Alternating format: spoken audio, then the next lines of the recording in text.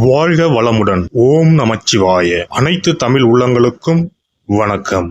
அக்னி கிரகமான சூரிய பகவான் மற்றொரு நெருப்புக்கோளான செவ்வாயின் ஆதிக்கத்தில் உள்ள விருச்சிக ராசியை கடக்கும் சுமார் ஒரு மாத காலத்தையே நாம் கார்த்திகை மாதம் என்றும் விருச்சிக மாதம் என்றும் அழைக்கின்றோம்.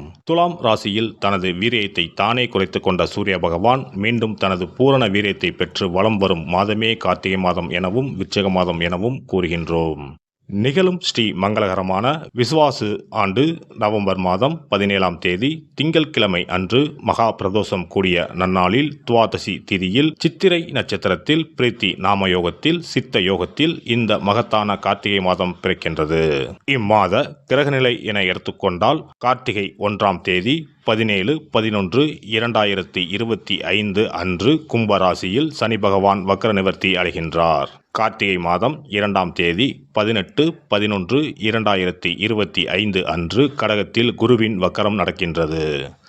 கார்த்திகை மாதம் 11ஆம் தேதி 27/11/2025 அன்று விருச்சிக ராசியில் சுக்கிர பகவானும், கார்த்திகை மாதம் 20ஆம் தேதி 6/12/2025 அன்று தனுசு ராசியில் செவ்வாய் பகவானும், கார்த்திகை மாதம் 20ஆம் தேதி 6/12/2025 அன்று விருச்சிக ராசியில் புதன் பகவானும் பயிற்சியாகின்றனர். இந்த கிரக அமைப்பினால் உங்கள் வாழ்வில் உண்டாகும் சுப மற்றும் அசுப பலன்கள் என்ன என்பதனையும், அசுப பலன் ஏற்படுமாயின் ராசிக்காரர்கள் செய்ய வேண்டிய பரிகாரம் என்ன, வழிபட வேண்டிய தெய்வம் யார் என்பதனை பற்றியும் விரிவாக காண்போம். பிறக்கப் போகும் இம்மாதத்தில் உங்கள் வாழ்வில் வளமும் நலமும் செல்வ செழிப்பும் பெற்று வாழ்வில் உயரிய நிலையை அடைய எல்லாம் வல்ல எம்பெருமானை வேண்டி விரும்பி கேட்டுக்கொள்கிறேன். கன்னிராசி அன்பர்களே, இம்மாத கிரக நிலைகளை ஆராய்ந்து பார்க்கும் பொழுது மாத தொடக்கத்தில் உங்கள் ராசிநாதன் புதன் பகவான் தனஸ்தானத்தில் சுக்கிர பகவானோடு இணைந்து சஞ்சாரம் செய்கின்றார். புத சுக்கிர யோகம் செயல்படும் இந்த மாதத்தில் புதிய பாதை புலப்படும். புனித பயணங்கள் அதிகரிக்கும். எதையும் திட்டமிட்டு செய்து வெற்றி காண்பீர்கள். இல்லத்திலும் உள்ளத்திலும் அமைதி கிடைக்க நண்பர்கள் உறுதுணை புரிவார்கள். கடன் சுமை குறையும். தொழில் உத்தியோகத்தில் எதிர்பார்த்த முன்னேற்றங்கள் எளிதில் வந்து சேரும். உச்சம் பெற்ற குரு சகாயஸ்தானத்தை பார்ப்பதால் எல்லா வகையிலும் நன்மைகள் கிடைக்கும். மாத தொடக்கத்தில் குரு பகவான் உங்கள் ராசிக்கு 11ஆம் இடமான லாபஸ்தானத்தில் உச்சம் பெற்று சஞ்சரிக்கிறார். அதே சமயம் கார்த்திகை 2ஆம் தேதி முதல் வக்கரம் பெறுகிறார். குரு பகவான் வக்கரம் பெறுவது நல்ல யோகம்தான். நல்ல சம்பவங்கள் பலவும் இல்லத்தில் நடைபெறும். காரியங்கள் கைகூட நம்பிக்கையுரிய நண்பர்கள் வழிவகுத்து கொடுப்பார்கள். கல்யாண முயற்சிகள் கைகூடும். கடமைகளை செவ்வனே செய்து புகழ் பெறுவீர்கள். தாயின் உடல்நலம் சீராகும். இடம் பூமி வாங்கும் முயற்சிகள் கைகூடும். பத்திர பதிவில் இருந்த தடைகள் அகலும். மொத்தத்தில் பாடுபட்டதற்கான பலன் கிடைக்கும். மாதத்தின் தொடக்க நாளிலேயே 6ஆம் இடத்தில் சஞ்சரிக்கும் சனி பகவான் வக்ர நிவர்த்தியாகி பலம் பெறுகிறார். அவரோடு ராகு பகவான் இணைந்திருப்பது நன்மைதான். எதிரிகளின் பலம் குறையும். கடன் சுமை குறைய வழி பிறக்கும். ஆரோக்கிய சீர்கேடு அகலும். உத்தியோகம் சம்பந்தமாக எடுத்த முயற்சிகளில் வெற்றி கிடைக்கவில்லையே என்று நினைத்தவர்களுக்கு இப்பொழுது வெற்றி கிடைக்கும். பழைய பிரச்சனைகளை மாறுபட்ட அணுகுமுறையால் தீர்த்து கொள்வீர்கள்.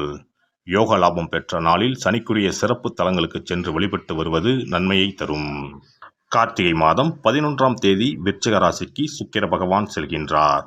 உங்கள் ராசிக்கு 2 மற்றும் 9 ஆகிய இடங்களுக்கு அதிபதியானவர் சுக்கிர பகவான். அவர் வெற்றிகள் ஸ்தானத்திற்கு வரும் இந்த நேரம் மிகுந்த நற்பலன்கள் கிடைக்கும். குறிப்பாக சகோதர ஒற்றுமை பலப்படும். அண்ணன் தம்பிகளுக்குள் இருந்த அரசல் புரசல்கள் மாறி பாக பிரிவினை சுமூகமாக முடியும். சுக்கிர மங்கள யோகம் இருப்பதால் மனையில் மங்கள நிகழ்ச்சிகள் நடைபெறும். பொருளாதார நிலை சீராகும். வழக்குகள் சாதகமாக அமையும். இம்மாதம் 20ஆம் தேதி தனுசு ராசிக்கு செவ்வாய் பகவான் செல்கிறார். உங்கள் ராசிக்கு 3 மற்றும் 8 ஆகிய இடங்களுக்கு அதிபதியானவர் செவ்வாய் பகவான். அவர் சுகஸ்தானத்தில் சஞ்சரிக்கும் இந்த நேரம் மிக கவனமாக செயல்பட வேண்டும். ஆரோக்கியத்தில் சீர்கேடு வந்து கொண்டே இருக்கும். மன உறுதி குறையும். வருமானம் வரும் வழியில் குறுக்கீடுகள் ஏற்படலாம். பிறரை நம்பி ஒப்படைத்த பொறுப்புகளில் இழப்புகள் ஏற்படலாம். விரயங்கள் கூடுதலாகத்தான் இருக்கும். கார்த்திகை மாதம் 20ஆம் தேதி விருச்சிக ராசிக்கு புதன் பகவான் செல்கின்றார். உங்கள் ராசிக்கு அதிபதியாகவும் தொழில் ஸ்தானத்திற்கு அதிபதியாகவும் விளங்கும் புதன் பகவான் சகாயஸ்தானத்திற்கு வரும் இந்த நேரம் அற்புதமான நேரமாகும். தொட்டது துலங்கும். தொழில் முன்னேற்றம் ஏற்படும். இல்லத்தில் கெட்டி மேளம் கொட்டும். கேட்ட இடத்தில் உதவிகள் கிடைக்கும். தொழிலில் இருந்த குறுக்கீடுகள் அகலும். துணையாக இருப்பவர்கள் தோள் கொடுத்து உதவுவார்கள். பணிபுரியும் இடத்தில் சலுகைகள் கிடைக்கும். பொது வாழ்வில் உள்ளவர்களுக்கு பொறுப்புகள் கூடும். வியாபாரம் மற்றும் தொழில் செய்பவர்களுக்கு எதிர்பார்த்த லாபம் உண்டு. உத்தியோகத்தில் உள்ளவர்களுக்கு சம்பள உயர்வு பற்றிய தகவல் கிடைக்கும். கலைஞர்களுக்கு புதிய திருப்பங்கள் ஏற்படும். மாணவ மாணவியர்களுக்கு கல்வியில் முன்னேற்றம் உண்டு. பெண்களுக்கு மன நிம்மதி உண்டாகும். நிலையான வருமானம் உண்டு. வைத்தீஸ்வரர் கோவில் தரிசனம் செவ்வாயினால் ஏற்படும் தோஷத்திற்கு மிகச்சிறந்த பரிகாரமாகும். இக்கோவில் சென்று வர இயலாதவர்கள் செவ்வாய்க்கிழமைகளில் ஓர் ஏழைக்கோ அல்லது ஒரு பசுவிற்கோ உணவளித்தால் போதும், நல்ல பலன் கிடைக்கும். அருகிலுள்ள திருக்கோவில் ஒன்றில் மாலை நேரத்தில் தீபத்தில் சிறிது பசு நெய் அல்லது நல்லெண்ணெய் சேர்த்து வந்தாலும் கூட போதும், நல்ல பலன்கள் கிடைக்கும். தீபத்தில் சேர்க்கும் ஒவ்வொரு துளி நெய்க்கும் அல்லது எண்ணெய்க்கும் அளவற்ற பரிகார சக்தி உள்ளது. இம்மாதம் பண தேவையை பூர்த்தி செய்யும் நாட்கள் நவம்பர் மாதம் 18, 19, 23, 24, டிசம்பர் மாதம் 4, 5, 9. மகிழ்ச்சி தரும் வண்ணம் மஞ்சள். சிறப்பு பரிகாரம். கழுத்தை நெரிக்கும் கடன் தொல்லையா? தடையின்றி வீட்டில் பணம் புழங்க கை கொடுக்கும் வெள்ளம் பரிகாரம். எவ்வளவு சம்பாதித்தாலும் கடன் தொல்லைகள் விரட்டி விரட்டி வருகிறதா? கழுத்தை நெரிக்கும் பிரச்சனைகளிலிருந்து விடுபட எளிய பரிகாரங்களை செய்து அதிலிருந்து மெல்ல மெல்ல மீண்டு வரலாம். பெரும்பாலும் கடனில் மூழ்கி இருப்பவர்களுக்கு நிம்மதி என்பதே இருக்காது. ஒவ்வொரு நாளும் ஒவ்வொரு யுகமாக நகரும். சொல்ல முடியாத அளவுக்கு மன உளைச்சலுக்கும் ஆளாவார்கள். இது போன்ற தொந்தரவில் சிக்கியுள்ளோர் பச்சரிசி பரிகாரங்களை செய்யலாம். இந்த பச்சரிசி பரிகாரத்தை வெள்ளிக்கிழமை, பௌர்ணமி வரும் நாட்கள் அல்லது புரட்டாதி நட்சத்திரம் வரும் நாட்கள், சதுர்த்தி நாட்கள் இப்படி ஏதாவது ஒரு நாளில் இந்த பரிகாரத்தை செய்யலாம். பிரம்ம முகூர்த்தத்தில் செய்வது மிகவும் நல்லது. இதற்கு ₹1 நாணயம் மொத்தம் 11 எடுத்துக்கொள்ள வேண்டும். நாட்டு மருந்து கடைகளில் கிடைக்கும் புனுகு என்ற பொருள், ஜாதிக்காய், ஏலக்காய் போன்றவற்றையும் வாங்கி வைத்துக் கொள்ள வேண்டும். இப்போது 11 நாணயங்களின் மீதும் இந்த புனுகை சிறிது தடவி விட வேண்டும். மஞ்சள் அல்லது சிவப்பு நிற பருத்தி துணி ஒன்றை எடுத்துக்கொண்டு புனுகு தடவிய நாணயம், ஏலக்காய், ஜாதிக்காய் போன்றவற்றையும் அதில் போட்டு அனைத்தையும் முடிச்சு போட்டு ஒரு பாத்திரத்தின் உள்ளே வைத்துவிட வேண்டும். இந்த பாத்திரத்தின் மீது பச்சரிசியை கொட்டி மூடிவிட வேண்டும். குடும்பத்தில் அதிக சம்பளம் பெறும் நபர்கள் தூங்கும் இடத்தில் இதனை வைத்துவிட்டால் போதும். 48 நாட்களுக்கு இதனை தொடாமல் இருக்க வேண்டும். 48 நாட்கள் கழித்து பாத்திரத்தில் உள்ள ஏலக்காய், ஜாதிக்காய் ஆகியவற்றை தண்ணீரில் விட்டுவிட வேண்டும். பச்சரிசினை எறும்புகளுக்கு தானம் செய்து விடலாம். இதனால் பண கஷ்டம் நீங்கி பணம் பெருக துவங்கும் என்பது நம்பிக்கை. அதேபோல 27 மொச்சை கொட்டைகளுடன் சிறிது வெல்லத்தையும் எடுத்து உள்ளங்கையில் வைத்துக்கொண்டு ஓம் ஸ்ரீ மகாலட்சுமி தாயே போற்றி என்ற மந்திரத்தை 27 முறை சொல்ல வேண்டும்.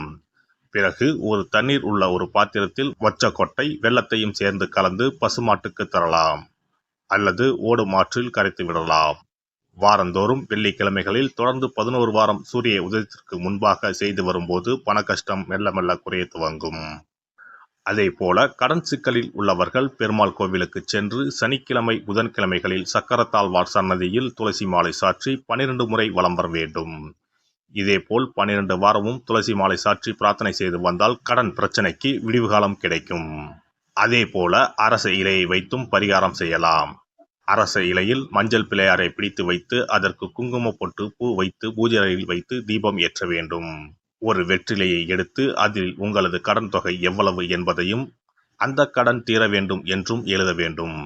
பிறகு வெட்டிவேர் ஒரு துண்டு, நெல்மணி 1 ஸ்பூன், 2 அருகம்புல் போன்றவைகளை வெற்றிலையில் வைத்து மஞ்சள் பிள்ளையாரின் முன்பு வைத்துவிட வேண்டும். இப்போது பிள்ளையாருக்கு தீபாராதனை காண்பித்து கடன் பிரச்சனை சீக்கிரம் தீர வேண்டும் என்று பிரார்த்தனை செய்து கொள்ள வேண்டும். இப்படி வாரம் வாரம் வெள்ளிக்கிழமையில் வழிபட்டு வரும்போது பலன் கிடைக்கும். எந்த ஒரு பரிகாரமாக இருந்தாலும் முழு மனதுடன் முழு நம்பிக்கையுடன் செய்தால் மட்டுமே பலன் கிடைக்கும். எல்லாம் வல்ல இறையருளால் நீங்களும் உங்கள் அன்பு குடும்பமும் உடல் நலம், நீலாயுள், நிறை செல்வம், உயர் புகழ், மெய்ஞானம் ஓங்கி வாழ்க வளமுடன். இந்த வீடியோ பதிவு உங்களுக்கு பிடித்திருந்தால் லைக் பண்ணுங்க, கமெண்ட் பண்ணுங்க, ஷேர் பண்ணுங்க, மறக்காம சப்ஸ்கிரைப் பண்ணுங்க, பக்கத்துல இருக்கிற பெல் பட்டனை கிளிக் பண்ணுங்க. நன்றி, வணக்கம். ஓம் நமச்சிவாய. சிவாய நம.